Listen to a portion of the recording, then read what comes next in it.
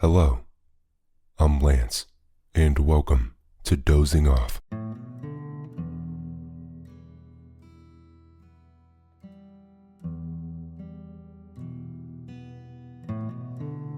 Dozing Off is a podcast where I'll read you to sleep. I narrate short stories and classic literature in this deep and relaxing tone to allow you to put your overactive mind at ease and doze off.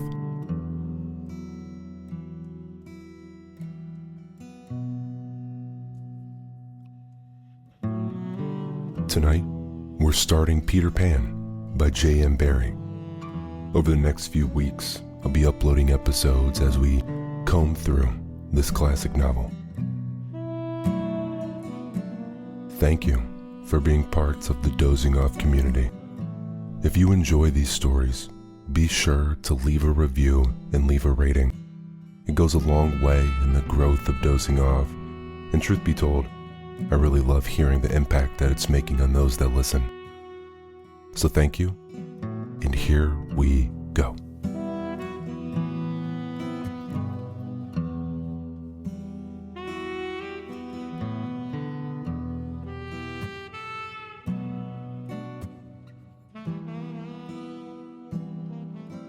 Peter Pan.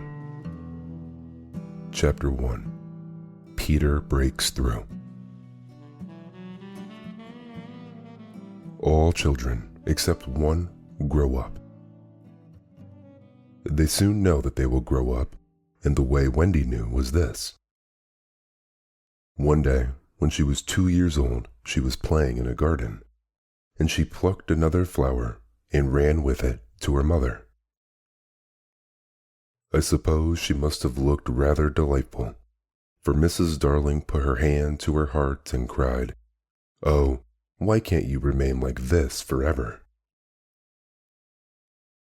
This was all that passed between them on the subject, but henceforth Wendy knew that she must grow up. You always know after you're 2. 2 is the beginning of the end. Of course, they lived at 14, and until Wendy came, her mother was the chief one. She was a lovely lady, with a romantic mind and such a sweet, mocking mouth. Her romantic mind was like the tiny boxes, one within the other, that come from the puzzling East. However many you discover, there is always one more, and her sweet, mocking mouth had one kiss on it that Wendy could never get, though there it was, perfectly conspicuous in the right-hand corner. The way Mr. Darling won her was this. The many gentlemen who had been boys when she was a girl discovered simultaneously that they loved her, and they all ran to her house to propose to her except Mr. Darling, who took a cab and nipped in first, and so he got her. He got all of her, except the innermost box and the kiss. He never knew about the box, and in time, he gave up trying for the kiss. Wendy thought Napoleon could have got it, but I can picture him trying, and then going off in a passion, slamming the door. Mr. Darling used to boast to Wendy that her mother not only loved him, but respected him. He was one of those deep ones who knew about stocks and shares. Of course, no one really knows, but he quite seemed to know, and he often said stocks were up and shares were down in a way that would have made any woman respect him. Mrs. Darling was married in white, and at first she kept the books perfectly, almost gleefully, as if it were a game, not so much as a Brussels sprout was missing. But by and by, whole cauliflowers dropped out, and instead of them, there were pictures of babies without faces. She drew them when she should have been totting up. They were Mrs. Darling's guesses. Wendy came first, then John, then Michael. For a week or two after Wendy came, It was doubtful whether they would be able to keep her, as she was another mouth to feed. Mr. Darling was frightfully proud of her, but he was very honorable, and he sat on the edge of Mrs. Darling's bed, holding her hand and calculating expenses, while she looked at him imploringly. She wanted to risk it, come what might, but that was not his way. His way was with a pencil and a piece of paper, and if she confused him with suggestions, he had to begin at the beginning again. "Now, don't interrupt," he would beg of her. "I have £1.17 here, and 2 and 6 at the office. I can cut off my coffee at the office, say 10 shillings, making 2, 9, and 6. With your 18 and 3 makes 397. With 5 naught naught in my checkbook makes 897. Who is that moving? 897. Dot and carry 7. Don't speak. My own, and the pound you lent to the man who came to the door. Quiet, child. Dot and carry, child. There, you've done it." "Did I say 997? Yes, I said 997. The question is, can we try it for a year on 997? "Of course we can, George," she cried. But she was prejudiced in Wendy's favor, and he was really the grander character of them too. "Remember mumps?" he warned her almost threateningly, and he went off again. "Mumps £1.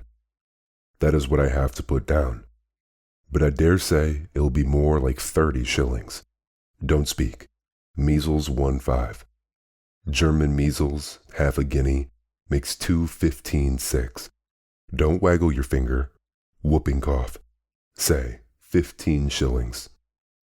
And so it went, and it added up differently each time.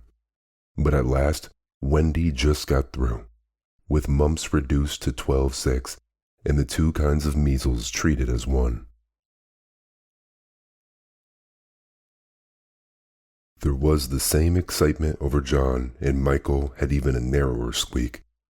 But both were kept, and soon you might have seen the 3 of them going in a row to Miss Folsom's kindergarten school, accompanied by their nurse.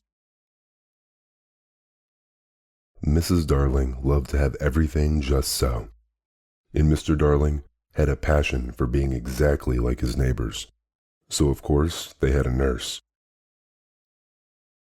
As they were poor, owing to the amount of milk the children drank, the nurse was a prim Newfoundland dog called Nana, who had belonged to no one in particular until the Darlings engaged her. She had always thought children important, however, and the Darlings had become acquainted with her in Kensington Gardens, where she spent most of her spare time peeping into perambulators, and was much hated by careless nursemaids, whom she followed to their homes and complained of to their mistresses. She proved to be quite a treasure of a nurse. How thorough she was at bath time, and up at any moment of the night if one of her charges made the slightest cry. Of course her kennel was in the nursery. She had a genius for knowing when a cough is a thing to have no patience with, and when it needs stocking around your throat. She believed to her last day in old-fashioned remedies like rhubarb leaf, and made sounds of contempt over all this new-fangled talk about germs and so on. It was a lesson in propriety to see her escorting the children to school, walking sedately by their side when they were well behaved, and butting them back into line if they strayed. On John's footer days, she never once forgot his sweater, and she usually carried an umbrella in her mouth in case of rain. There is a room in the basement of Miss Folsom's school where the nurses wait. They sat on forms, while Nana lay on the floor, but that was the only difference.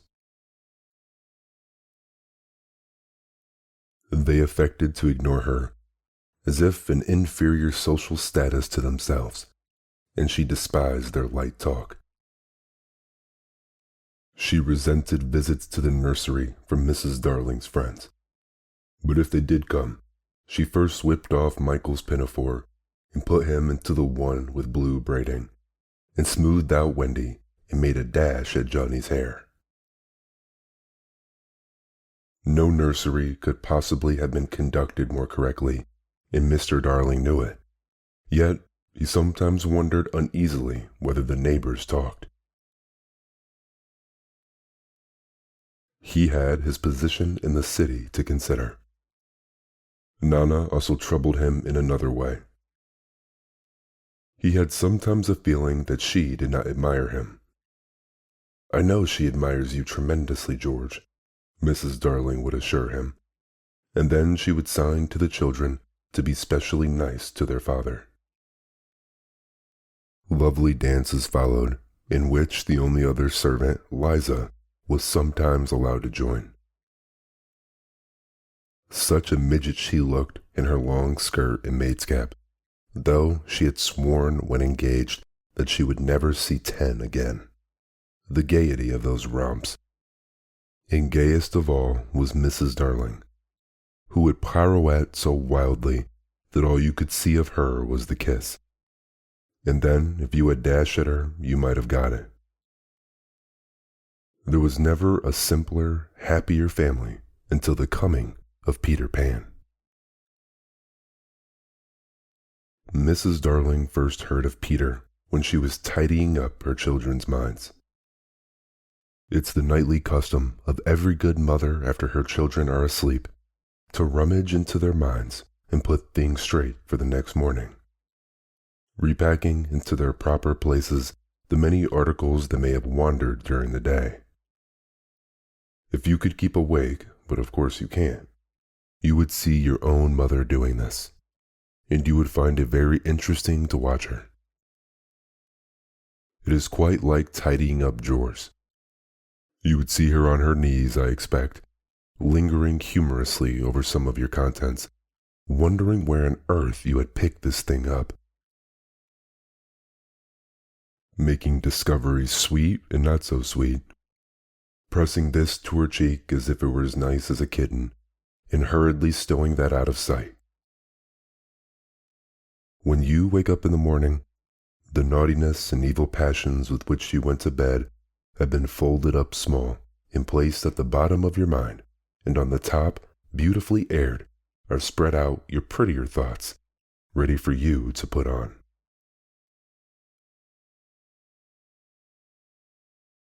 I don't know whether you have ever seen a map of a person's mind. Doctors sometimes draw maps of other parts of you, and your own map can be intensely interesting. But catch them trying to draw a map of a children's mind, which is not only confused, but keeps going round all the time. There are zigzag lines on it, just like your temperature on a card. And these are probably roads on the island, for the Neverland is always more or less an island, with astonishing splashes of color here and there, and coral reefs and rakish-looking craft in the offing, and savages in lonely lairs, and gnomes who are mostly tailors, and caves through which a river runs, and princes with 6 elder brothers, and a hut fast going to decay, and one very small old lady with a hooked nose.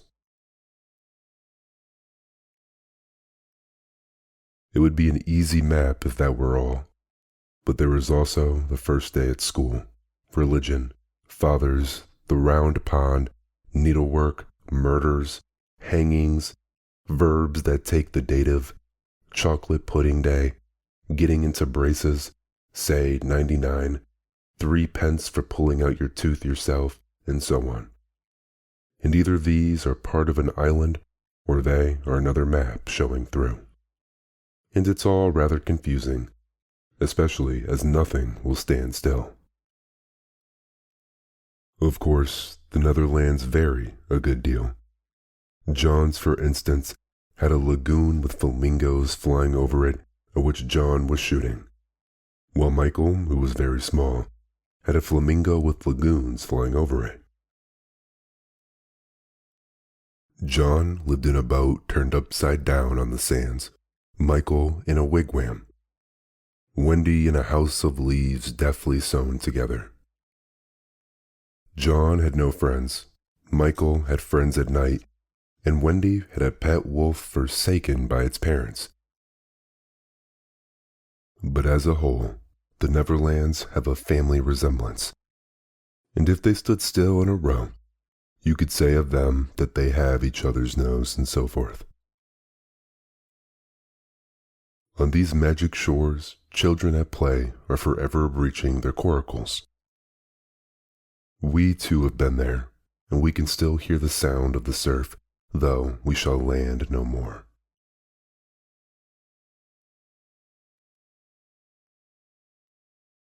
Of all the delectable islands, the Neverland is the snuggest and most compact.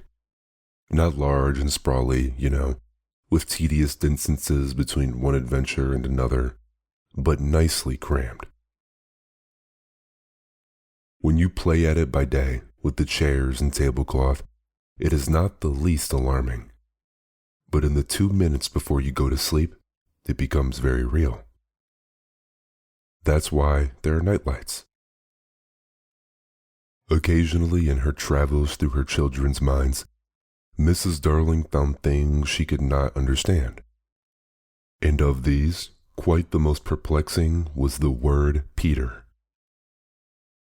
She knew of no Peter, and yet he was here and there in John and Michael's minds, while Wendy's began to be scrawled all over with him. The name stood out in bolder letters than any of the other words, and as Mrs. Darling gazed, she felt that it had an oddly cocky appearance. Yes, he is rather cocky, Wendy admitted with regret. Her mother had been questioning her. But who is he, my pet? He is Peter Pan, Mother. At first, Mrs. Darling did not know. But after thinking back into her childhood, she just remembered a Peter Pan who was said to live with the fairies. There were odd stories about him, as that when children died, he went part of the way with them, so that they should not be frightened. She had believed in him at the time, but now that she was married and full of sense, she quite doubted whether there was such any person. Besides, she said to Wendy, he would have grown up by this time. Oh no, he isn't grown up, Wendy assured her confidently, and he is just my size. She meant that he was her size in both mind and body. She didn't know how she knew, she just knew it. Mrs. Darling consulted Mr. Darling, but he smiled pooh-pooh. Mark my words, he said. It is some nonsense Nana has been putting into their heads, just the sort of idea a dog would have. Leave it alone, and it will blow over. But it would not blow over, and soon the troublesome boy gave Mrs. Darling quite a shock. Children have the strangest adventures without being troubled by them. For instance, they may remember to mention a week after the event happened that when they were in the wood, they had met their dead father and had a game with him. It was in this casual way that Wendy one morning made a disquieting revelation. Some leaves of a tree had been found on the nursery floor, which certainly were not there when the children went to bed, and Mrs. Darling was puzzling over them when Wendy said with a tolerant smile, I do believe it is Peter again. Whatever do you mean, Wendy? It is so naughty of him not to wipe his feet, Wendy said, sighing. She was a tidy child.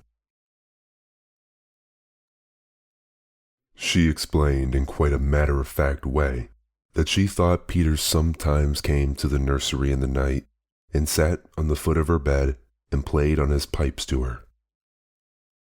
Unfortunately, she never woke, so she didn't know how she knew, she just knew.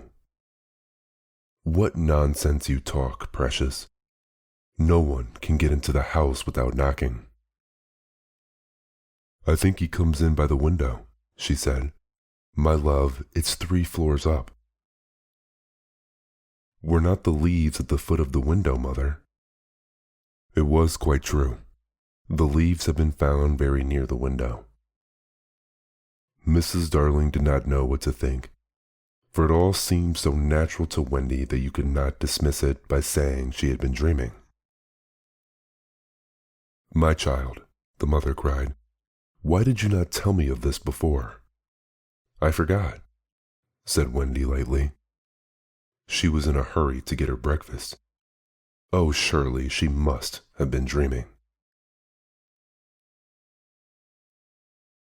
But on the other hand, there were the leaves. Mrs. Darling examined them very carefully. They were skeleton leaves, but she was sure they did not come from any tree that grew in England. She crawled about the floor, peering at it with a candle for marks of a strange foot. She rattled the poker up the chimney and tapped the walls. She let down a tape from the window to the pavement, and it was a sheer drop of 30 feet, without so much as a spout to climb up. Certainly, Wendy had been dreaming.